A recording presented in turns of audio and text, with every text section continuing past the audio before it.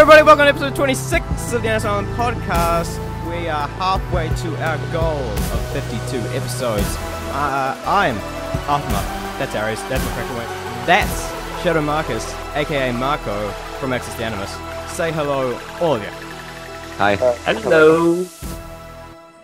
Nice work. So today we have a very special episode for you, but not quite the special episode we had planned originally. We're going to talk a bit about Marco and what Access the Animus is doing at the moment. Then we'll talk about some videos, and we'll talk a little bit about something I want to talk about, which should all be some good fun and games. This week, I hope so. myself and Marco here did a very special one-off podcast called what was it called actually? Like the Assassin's Community Council podcast? Assassin Council Community Podcast. That's it. That's what it's supposed to be. So myself, Wayne, Uber Central, and Cole, and Marco here, all sat down and we talked a bit about some different things. And we had quite a bit of fun, I'd say. What do you think, Marco? Yeah, it was fantastic. It was so cool to meet all these famous members of the community and people that I talk with every day. So it was so cool to hear them in person. Yeah, it was great. I enjoyed talking with all of you had been on this podcast before, and it was actually great to talk to all of you at once as opposed to one at a time. It was real fun. I enjoyed it. I definitely think everyone should go check it out. You can find it on Assassin's Council, and you can also probably find it on the subreddit. And I think in a wee while you'll be able to find it on YouTube as well. It was real cool. Yeah. I've been playing a ton of Black Ops 2 recently because of my new entertainment setup. So I've got my PS3, Xbox 360, and PS4 in the same room hooked up to the same TV. So it's much easier to use my 360 and PS3. So I've been playing a ton of Black Ops Zombies. Getting back into my old haunt, and it's a ton of fun. I was doing the same map where I got up to round 52 before, and I actually just remembered that the only reason I stopped at 52 is because I got bored, and it was too easy. You're just too MLG for the rest of us, Aftermath. Well, no, not for the rest of us, just my friends at the time. So basically all the 11 and 12-year-olds at St. Thomas's Christchurch College in New Zealand. Just too MLG. And yeah, so I've been going back to there, and I've actually discovered that the map is a bit too easy once you know the layout and you know where the guns are, you know the best strategy. And I've just been destroying that map, and I'm really bored of it. So I am not going to return to that map, I don't think. But I am having a ton of fun. I think I've also planned out what I'm going to do for my next reviews. Now that my new setup is ready, I'm going to get my Brotherhood review knocked out, play that through that, so that should be the next week if I don't do anything silly.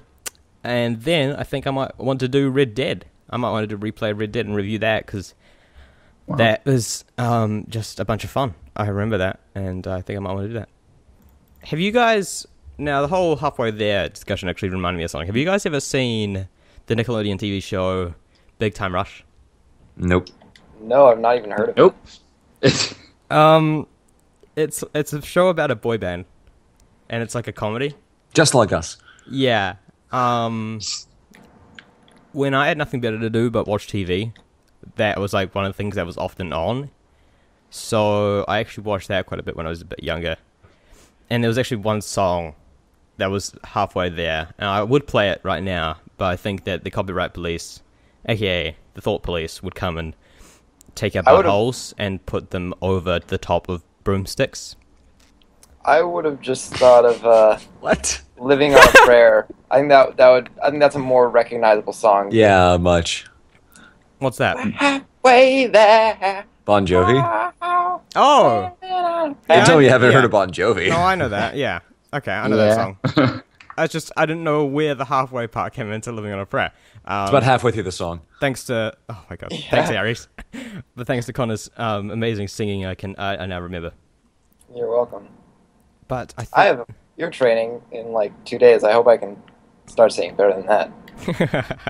No, but I think Big Time Rush's version is a bit more apt because we are less like Bon Jovi and more like some hodgepodge boy band, I think. Well, okay then. Yeah.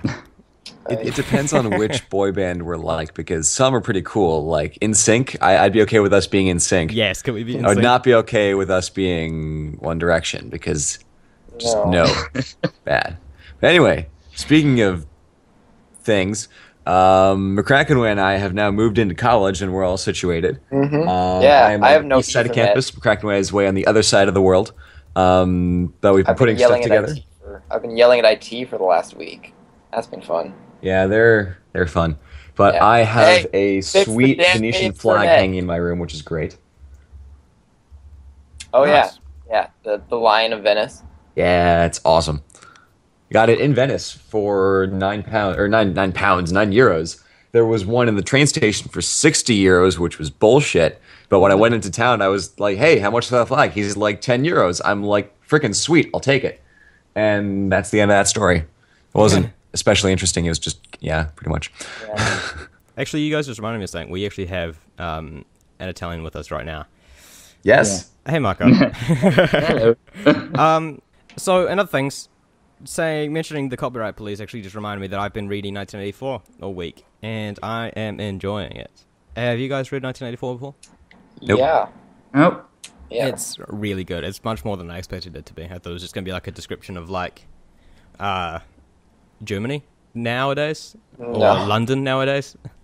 But it's quite a bit more than that, and I'm really enjoying it actually. It's a pretty interesting read. It's kind of got this weird part where it basically becomes like a fictional textbook for like 3 chapters, which is interesting. Like it's basically like a bit of the history of this world and why things operate the way they do.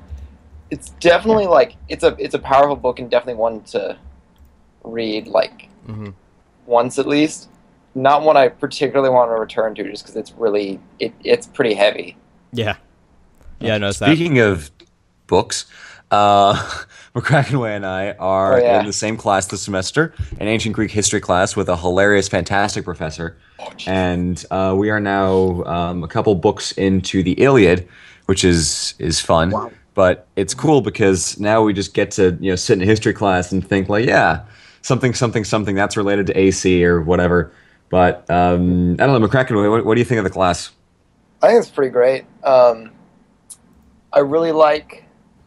I think he's a pretty interesting teacher because he started basically with like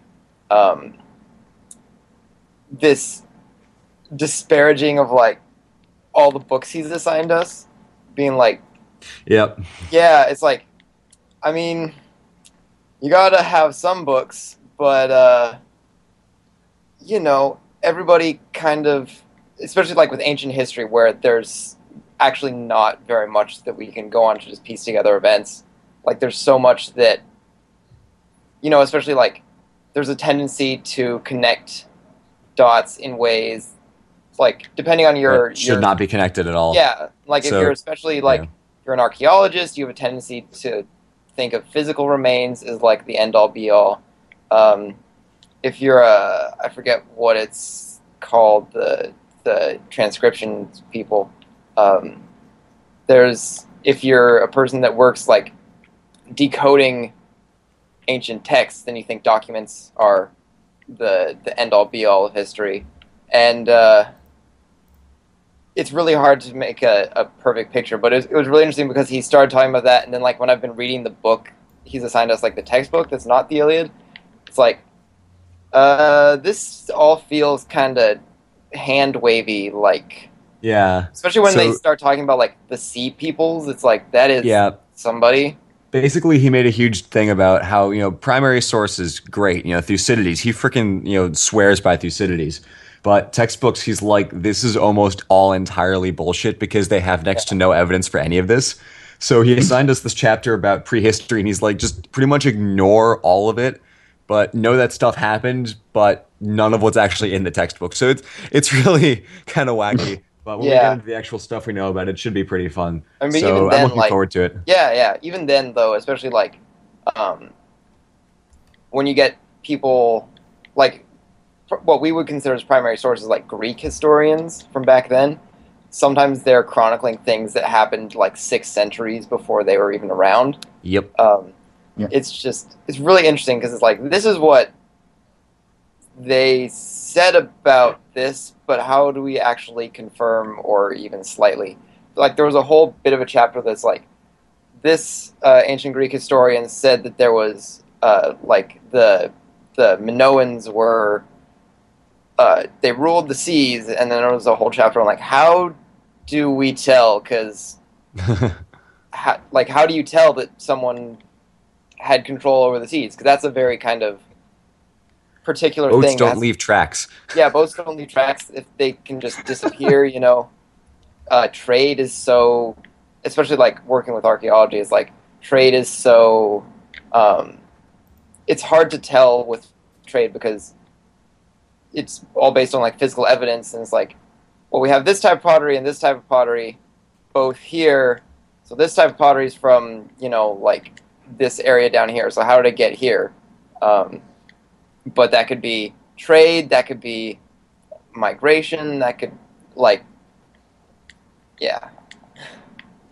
In slightly more Assassin's Creed related news, Quiet Wizard released another video today, just girly things. I really enjoyed that, especially in my history with just girly things. Hashtag just ugly things. Hashtag praise him. Hashtag we all love him. It's really a nice video. I enjoyed it. It was cool. Have you guys seen that video yet? I'm going to watch it right after we finish this podcast. I've just seen it. It's fantastic. Nice. Yeah. That guy is incredible. I don't know how he comes up with his jokes, but they are hilarious. Mm-hmm. Yeah. You guys want to mention anything else before we get started? Let's get to it. All right, let's get going.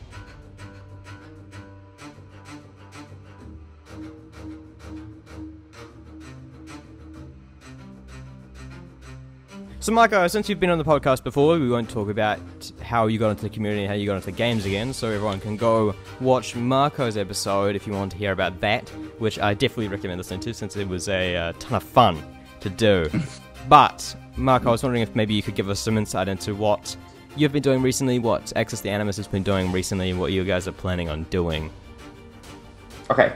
So, well, recently we've been, as always, we've been covering the news for everything Assassin's Creed. So, the recent, more interesting stuff that at least I personally think we published is, I think you've already seen this, and by the time the podcast is out, it will be like old news, but Kerry Young, the writer, one of the writers for Syndicate, said the name of the mother of the twins of Evie and Jacob, which is Cicely Fry, and we've when we published this news, we tried to make a comparison, because she died in childbirth, and it's the same pattern, or at least it reminded us of the story of the mother of Altair, who was called Maud. Her name was revealed in AC Initiates. And so we tried to make a comparison for that. I don't know if it's a good thing or not. I mean, this way, I think the mother will not be shown, at least, unless in the very first moments of the game. What do you guys think about this? Oh, it all sounds very interesting, actually. Yeah. In general, actually, I've been pulling back from hearing about the news and things because of, we talked a bit about spoilers in the council podcast, and so I've just been taking a, not really actively avoiding things, but just more taking a more backwards, just pulling back a bit on what I hear.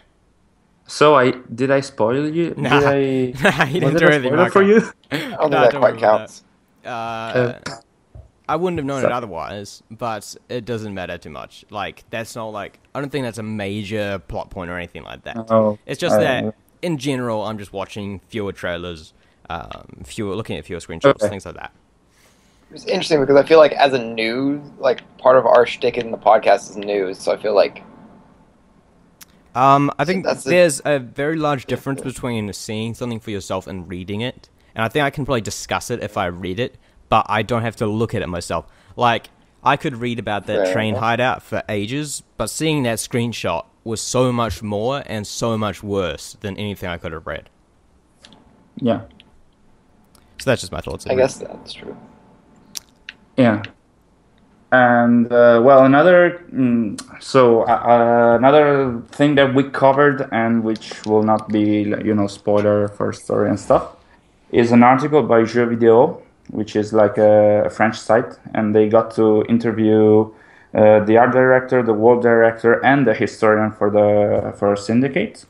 And they released 3 pictures of developers creating the city. So there's like 3 pictures of their tools, of them creating the city, and the tools that they used to test what they just built during development. So that's nice and not spoilery, so you can check that out. And about our future projects, to answer your question, we have 2, big things coming out. I cannot tell what they actually are, but one is an article, and that I've been writing for like a month or so, and it's about the plot, and it's very long, and it's about something that was revealed in the last weeks. So it's been a lot since we've written articles about the plot with theories and stuff like that. So I hope our fans will like that. And another thing that we're going to publish in the coming weeks, I don't know when exactly, is how can I say it? It's going to be an interview. I cannot tell with whom, but it's I'm very happy we got the chance to interview this person, and I hope everyone's gonna like it. Nice. And yeah, if you get an interview with Darby when we didn't, we'll all be very upset with you. No. No, Looking forward to it, though. I wouldn't have said that in the Animus Island podcast. I mean, you would have killed me live. So. We love Darby the most. And so that's what we're doing right now. And, well, in the future, we're probably going to cover more collector stuff. We're trying to, as we have done in the past with articles about collectibles like the McFarlane statues and stuff. Yeah. So, yeah, we've been preparing something else on the collector side by our member Mathieu. And, well, that's what we're preparing as of now, while following, of course, all the news and stuff. Cool. All great stuff. I'm still really enjoying your guys' stuff. I'm still really enjoying paying attention to it. It's all a ton of fun. Yeah. You guys are still doing great work.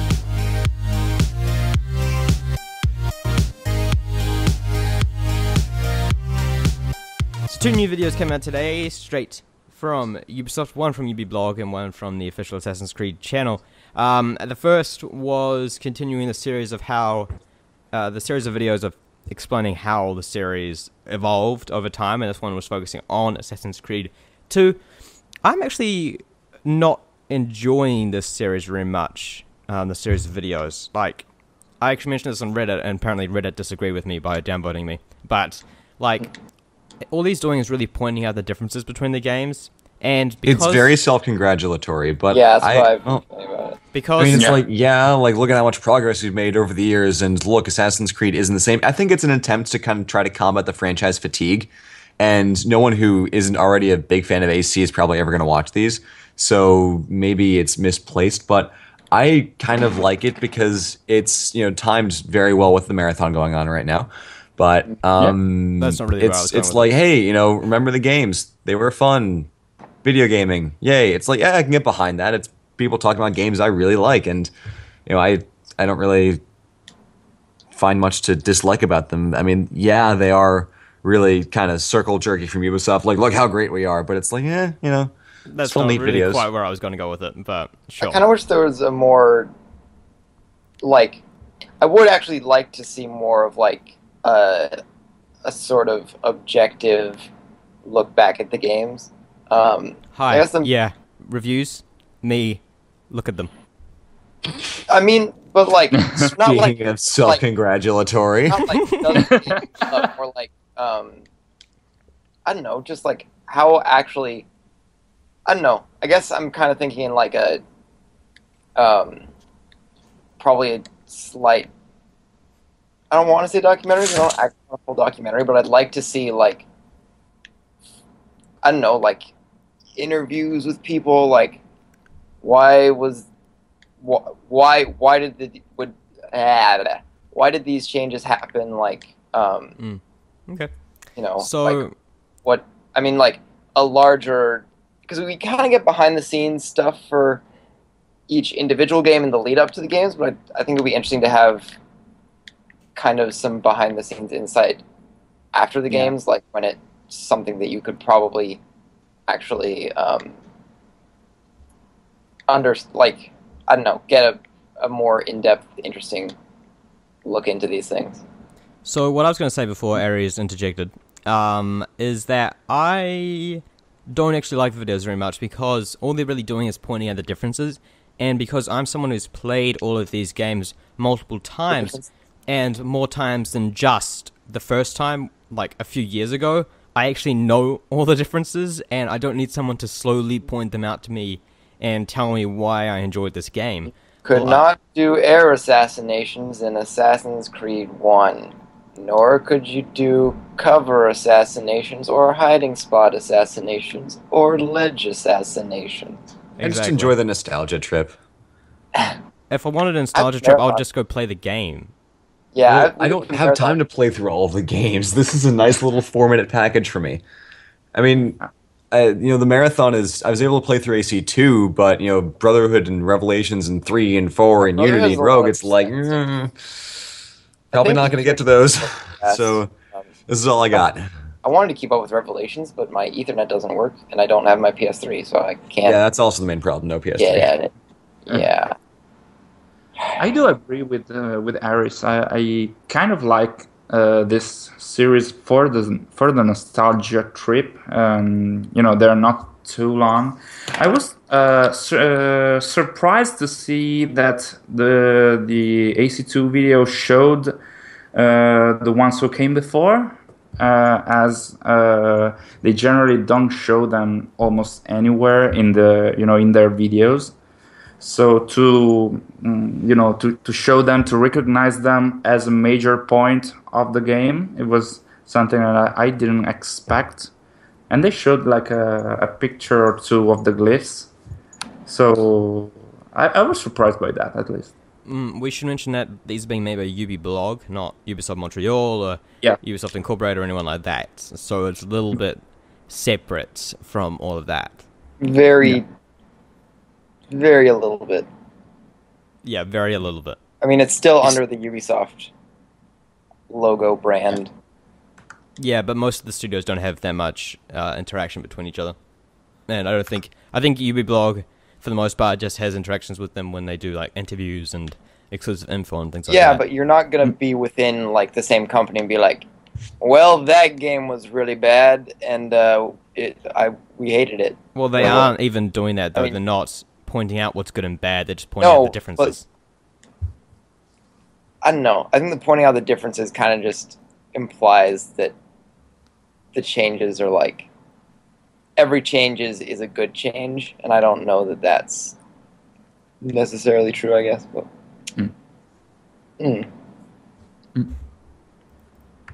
In other things to this week, we got a official Assassin's Creed trailer as well for Assassin's Creed Syndicate, and we got this year's Horizon trailer. And man, oh man, did I enjoy that! Like, was there a Paris Horizon trailer? Because I know AC4 had the first one. Yeah, it was at Gamescom. Yes. Ah, right. Okay. I really enjoyed this one. The music worked really well. Seeing London from all these different angles was really cool. Yeah. Seeing the group playing cricket in the park. Oh my god. Yeah. Wow. London is freaking huge. I'll tell you. You really get the sense like that one park was maybe the size of all of San Gimignano from AC2. It looked huge. I have to say that they are not wearing exactly appropriate clothes for playing cricket. They're wearing like massive cloaks, guys. Come on, take it seriously. That's for people to do in their country homes, getting fancy clothes. In the city, in the park, it's just going to be whatever. Wear cricket gear? God damn it! Like I played my fair share of cricket, and I know. And I didn't wear too much fancy. Aftermath actually wears cricket gear when recording the podcast. It's a religious habit. I'm actually like in the full pads right now, and I have like the batter's helmet on. So deal with it, guys. He types by smacking the keyboard with the paddle. Yeah, you have the opposite problem. Whereas they wear normal clothes all the time, you wear cricket clothes all the time. Yeah, exactly.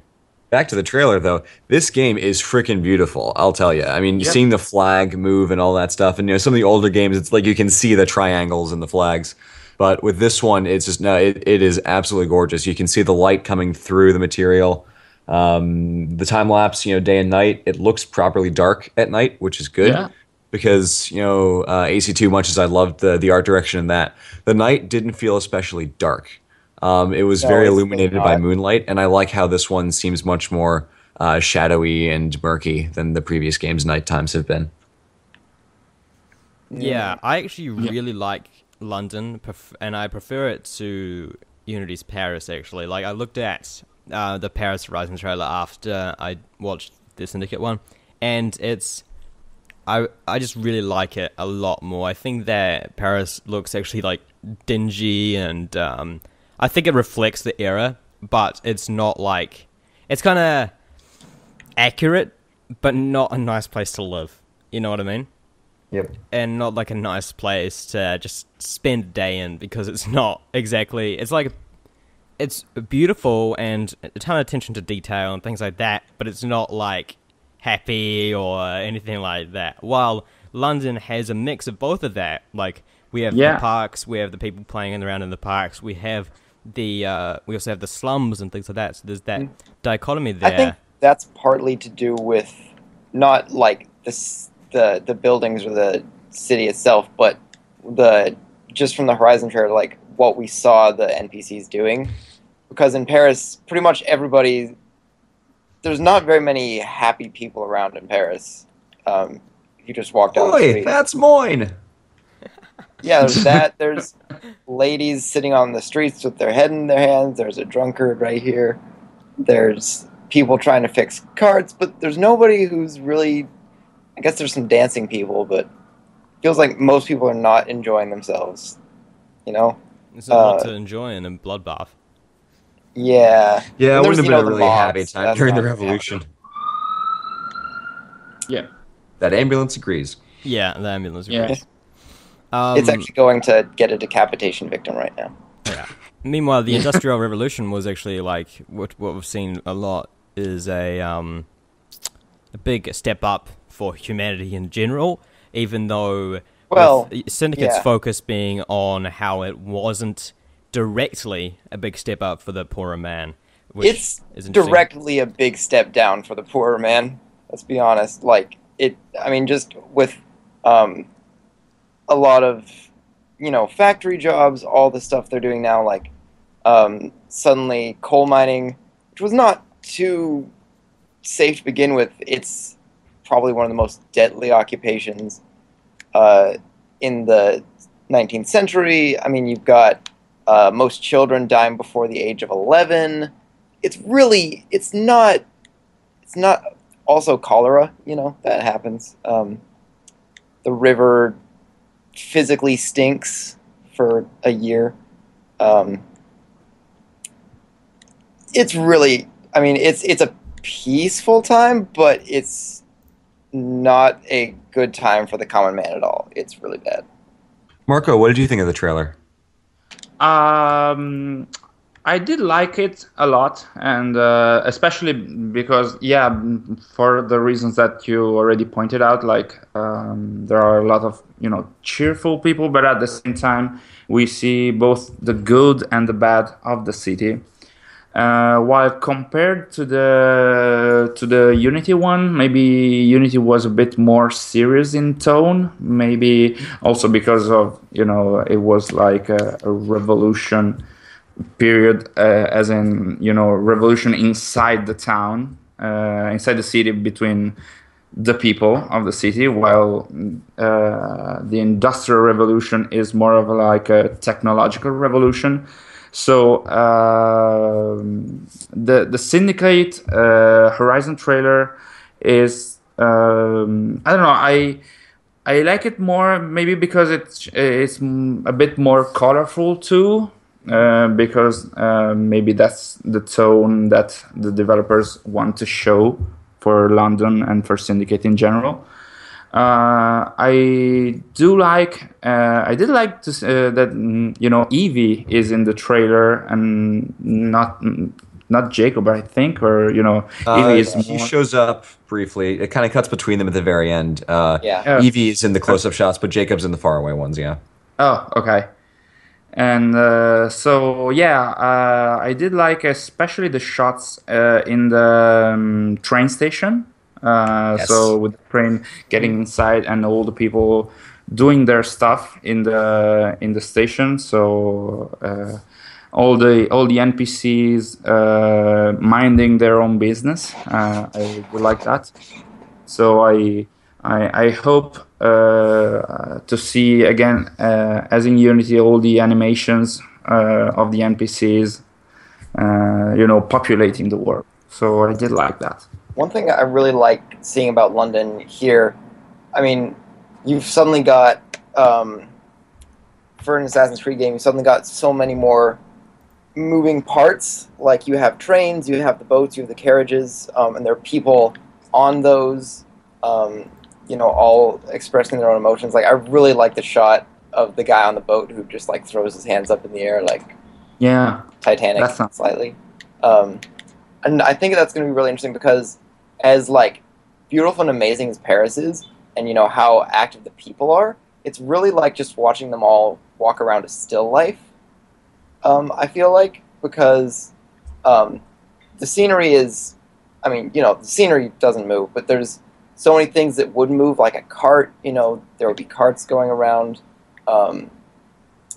There are carriages and carts in the game, and they just never move. They're always in the same place. Yeah.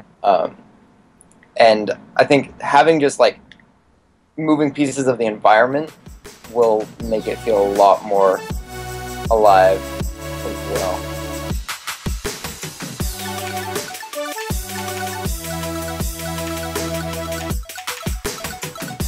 So one thing I just want to talk about with you guys was how games handle announcements, because Assassin's Creed Syndicate handled the game's announcement very, very differently from past Assassin's Creed games. I wanted to compare that to some of the other larger, different game announcements we've had recently. So for most Assassin's Creed games, we've just gotten like a reveal, a teaser trailer, and then later on we'll get more trailers and things like that. And this would probably be March-ish.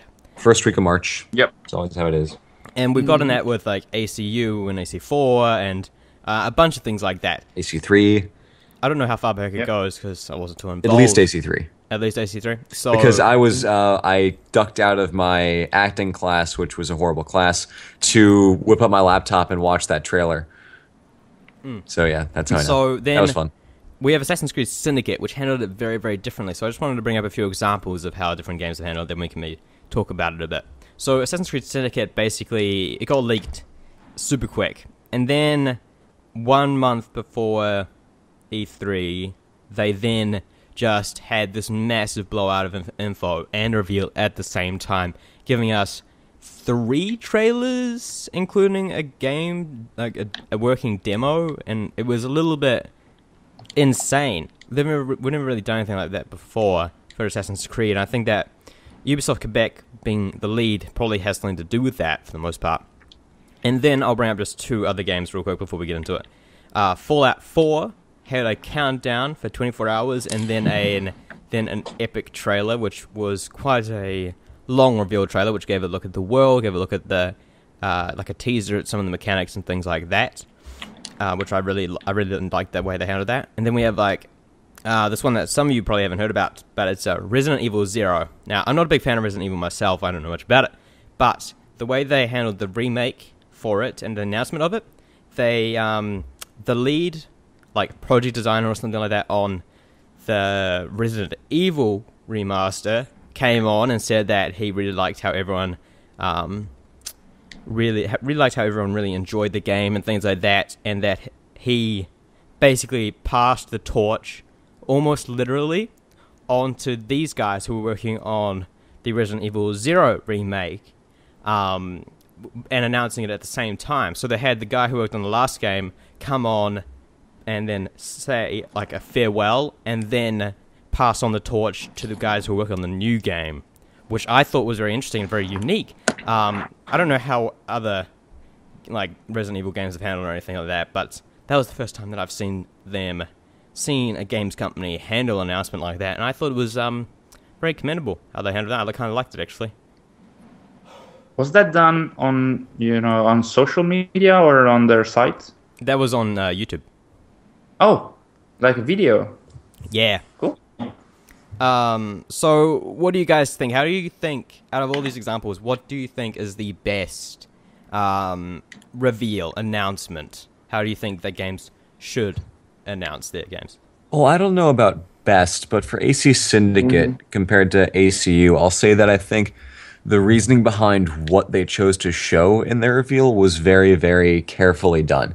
So with ACU, you had the leak and the pictures on Kotaku. Goddammit, Kotaku. And then we had the little trailer, and then the rest of the reveal was at E3, and we had 2 demos, the co-op and the single-player demo. For AC Syndicate, we had the leak way, way early. Goddammit, Kotaku. And then later on, a week before, we got the picture of guy holding a cane, and we're like, ooh, cool.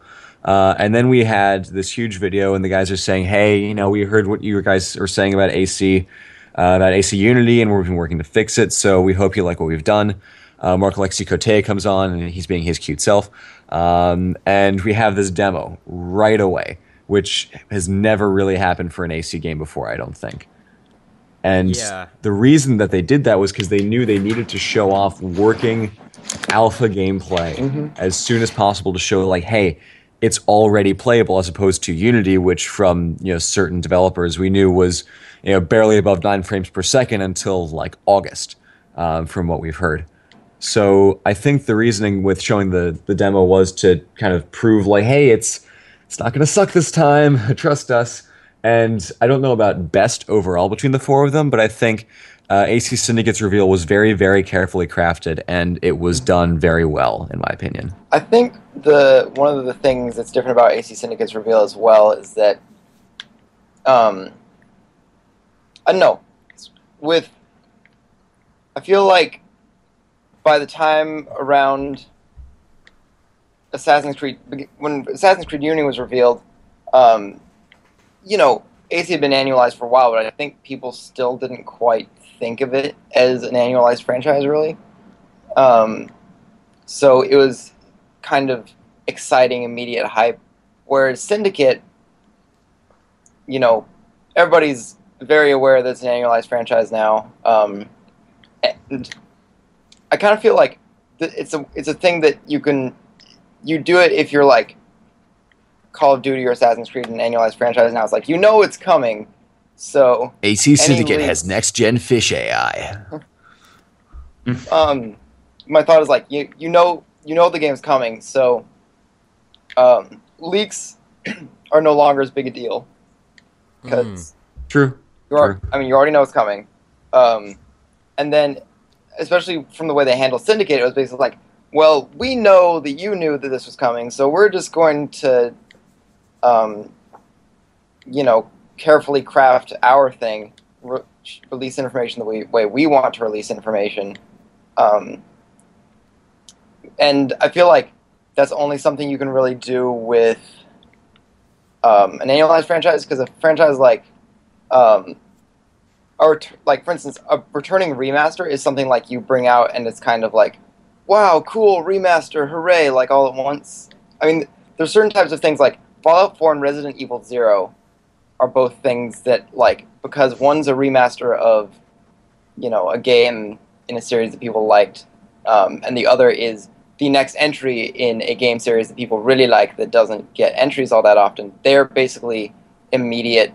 They have the potential to just create immediate hype by their announcement without actually needing to do much. Yeah. So I think that's the main difference. Is like, yeah, that's something I want to talk about as well, is how these games handled hype. Because I was just checking out in preparation of this topic, I was checking out the Fallout 4 trailers, and it's amazing how little they've shown us, really. And yet everyone's so excited because we know it's going to be great. Yet Syndicate's shown us so much. And, like, barely... Well, I don't know how it is now, but when we were talking to people a few months ago, like, no one was really all that excited. Yeah. And so I think they're taking two very, very different tacks with this. And it's interesting how just, like, a difference in how you handle hype building and things like that can change the whole idea around the game, the whole atmosphere around the game. Well, it's also that Fallout 4 has objectively, even though I'm not really a fan of the Fallout games, I think if we're looking at, review scores and reviews and all that kind of stuff, even though that's not anyone's, gospel by any means, Fallout 4 is objectively a more critically acclaimed game than Assassin's Creed is. So people could think like, oh yeah, Fallout 3 was great, New Vegas was pretty great. This game has no reason to be bad if they keep on doing what they're doing. Whereas with Assassin's Creed, we know, like, we're coming out of Unity, which a lot of people would say was terrible. I liked things about it. I didn't like things about it. But people are comparing it to the last thing that came out, which in Unity's case was all right to bad. In Fallout's case was pretty good. So I think that's the difference. Yeah. Yeah. I agree with that, especially considering that I saw a lot of people commenting about the Fallout 4 trailer, and they said that it didn't have like bigger graphics. It didn't have like a big graphics improvement from Fallout 3, and still they praised it. And I was one of them. Like, I was like a fan of Fallout 3. While, a lot of fans looking at the Syndicate reveal didn't actually react so much. And yeah, I think that was because of how they still felt the pain after Unity in a way. But I really did like how they handled the Syndicate's reveal. I think it was like a nice move, and I don't think that they had other ways to get closer to the fans after what happened with the reveal for Unity. And going back to the Fallout 4 announcement, I think that they did like a countdown for AC3 and AC4 too. Did they? Maybe for AC4 they had like a countdown for the cinematic trailer. Maybe it wasn't for the reveal. Well, the trailer was leaked over a weekend, I think, because I remember I was watching it on a Monday morning. But so I think because of the levels of faith that people have in the series, like, as you mentioned, Aries, people are just, like, cautious about AC at the moment, so they feel that they have to just put out a ton of stuff to prove that this is going to be a good game, while everyone's super faithful that Fallout 4 is going to be great, Skyrim is great, all the other Fallout games are great. People can feel safely knowing that it's going to be a ton of fun. Yeah, two more things, though. With Fallout, though, you also had the announcement that Bethesda was having an E3 show for the first time in forever. Cue Frozen music. But I think that was enough of a giveaway to people that, oh, why on earth would they be doing an E3 press conference, they must have Fallout 4. So everyone kind of knew anyway. I mean, it's the same thing with Assassin's Creed. But the second point is with track records. Think of the difference between Captain America Civil War and Batman v Superman Dawn of Justice. I know a lot of people are like, Cap Civil War, fantastic, let's freaking see it, it's going to be great. And there's a huge mix of emotions on Batman v Superman. And I would say the reason of this is, though, even though the plots are fairly similar, good guys fight each other, yay, explosions, it's the difference between Marvel's track record of, look at all these Avengers movies, aren't they fantastic, and Man of Steel. So track records have a lot to do with how you have to prep the next in a series. Well, I'd say that part of that is also that Civil War is actually a very, very famous comic series, and basically Superman, by the way, and basically brought Marvel back from the dead.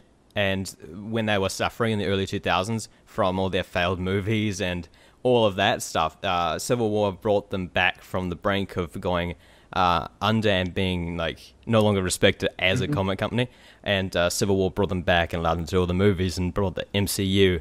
So that's kind of a big deal. Even for those who didn't know about the comics, I think it's still like, ooh, we get to see them fight. I mean, I really didn't know about the Civil War storyline before a year ago.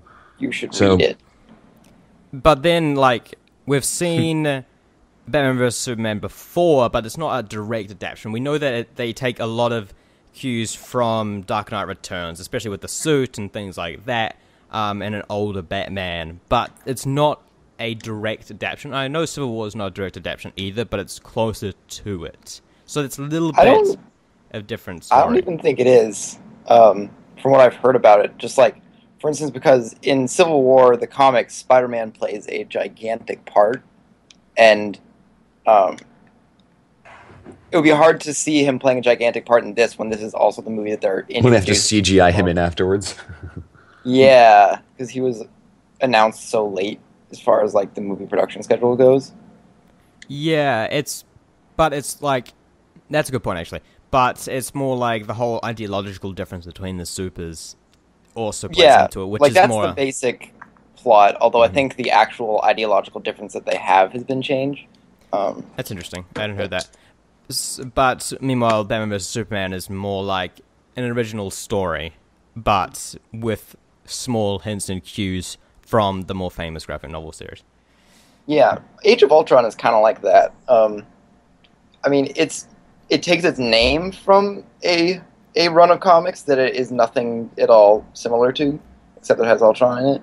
And I think it actually takes a lot more cues from older Ultron stories, but then... I personally really liked how Fallout 4 handled their announcements, and also Syndicate, really. Maybe not how they had the whole blowout of info for Syndicate, because that kind of, like, made me less inclined to be hyped, because I feel like I've seen a lot of the game already. But with Fallout 4 having just a 24-hour countdown, not a few months or anything like that, just a 24-hour countdown to just get people excited. Oh my god, guys, something's happening. This must be Fallout 4. It really can't be anything else. And then, like, and then bring us, like, a teaser reveal trailer that shows just enough. I think they handled that really well. They showed us the world, they showed us the dog, they showed us the Brotherhood of Steel armor, power armor, and they showed us the character. And I think they showed us, like, the pre-war section a little bit. Yeah. I really liked how they handled that. And meanwhile, we had with ACS, we had the before the weekend, we had the little shot of Jacob with his cane and his gauntlet and things like that. And then, so that was like Friday, I think it was, and then Monday we got the actual trailer itself, which was really cool. But I just think that how they handled the info itself wasn't too great. I definitely think there's something to be said for not telling people that much to get them hyped, because when all we had was like the image of the hands, I was way more hyped with just the image of the hands than I was after the big blowout. And I mean, we talked about it on the podcast. We theorized our own things.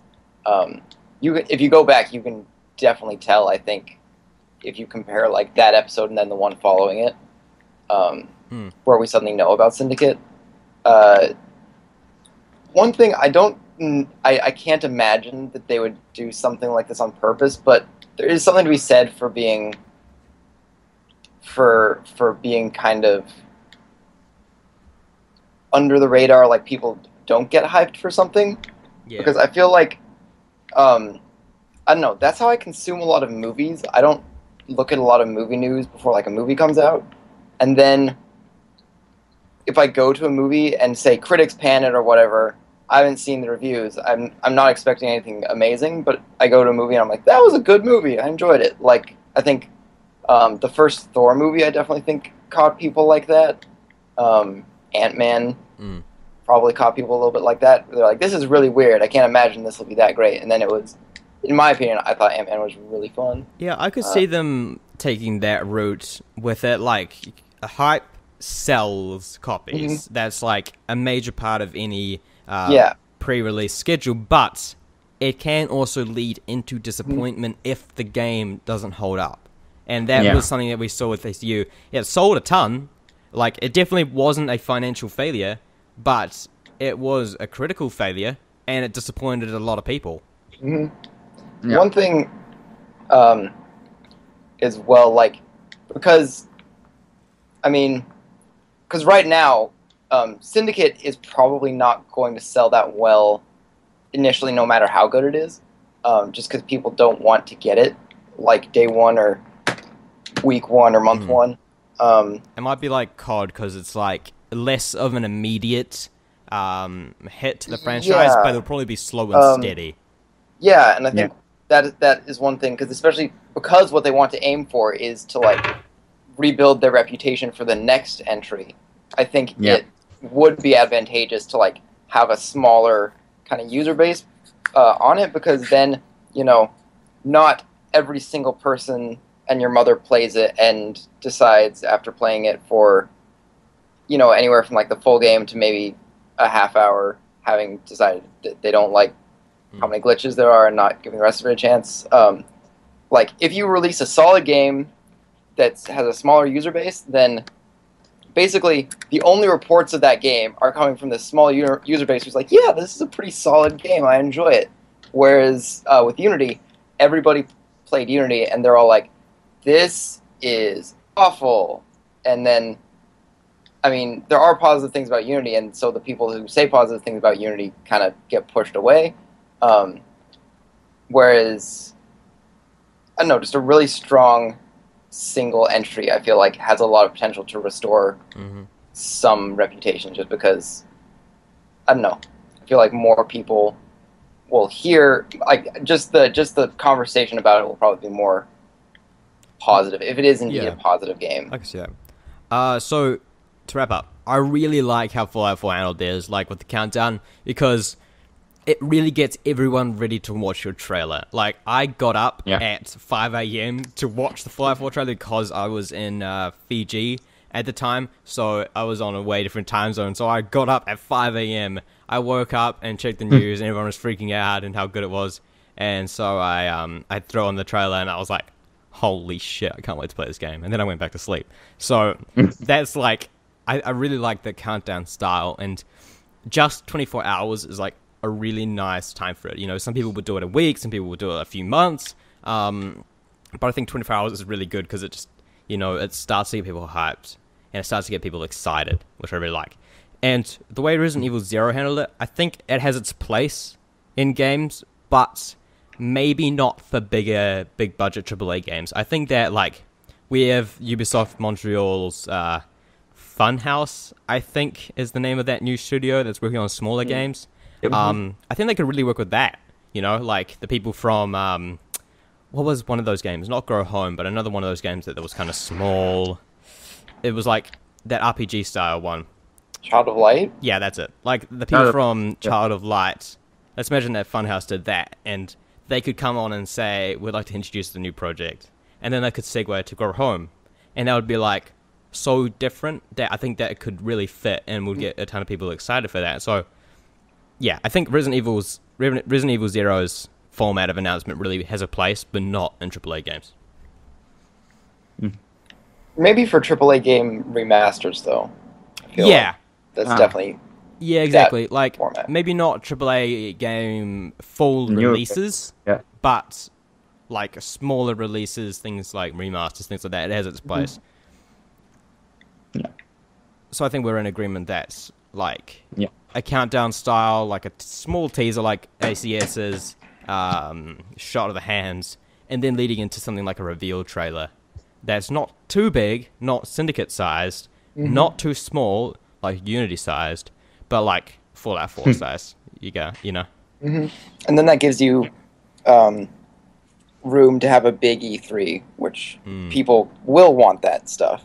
And I just realized that like one thing that's kind of beneficial with Fallout 4 and how they handled the amount of content they put out first is that people get to start like theorizing about how things are going to handle. They didn't actually state anything about what they showed, but people were analyzing the map, people were analyzing every single shot, looking for things, understanding how the world works, how the world is laid out. And with Syndicate, it's just like they kind of just like showed us and threw at us. This is how the world works. Look at it, appreciate it, love it. While Fallout 4 was more like, you guys can probably figure this out on your own. I hope you really enjoy figuring it out on your own. Which I think is something that kind of picked the fan base quite massively, and I think that was quite beneficial for Fallout 4.